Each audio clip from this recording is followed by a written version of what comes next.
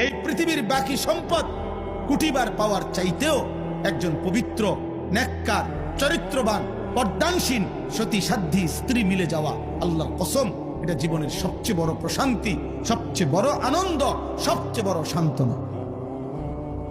আর সেটা মিলবে না বাপ। আমার আব্বা একটা ছেলেকে বলি, এই লাগাতার অব্যাহত নারী দেখলে, ছবি দেখলে, জিনা ব্যভিচারের দৃশ্য দেখলে পবিত্র নারী মিলবে না।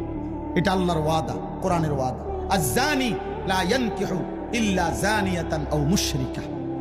আল্লাহ কোরআনে বলছে, ব্যভিচারী পুরুষ তার কপালে বিবাহিত, সে যাকে করবে সেটা দুইটাই হবে।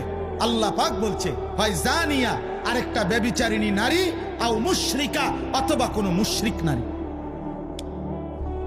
কসম খোদার, কোরআন শরীফের আয়াত। ওয়াজ-জানিয়াতু লা ইয়ানকিহুহা ইল্লা জানিন আও মুশরিকুন। আল্লাহ বলছে, এবং কোন নারী যদি ব্যভিচারী হয়, নারী যদি চরিত্রহীন হয়, আল্লাহ ওয়াদা দিছে ওর কপালে স্বামী জুটবে যেটা, এটার পরিচয় হবে দুইটা, হয় সে ব্যভিচারী পুরুষ আর নয়তো মুশরিক। আর কেমনে কইতো আল্লাহ? বাংলায় কইতো?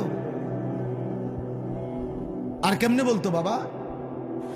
বাংলায় বলতো, বাংলায়। ওয়াহুররিমা যালিকা আলাল মুমিনিন। এবং আল্লাহ বলেন, কোন ব্যভিচারী পুরুষ কিংবা ব্যভিচারিণী নারী ঈমানদারের জন্য হারাম।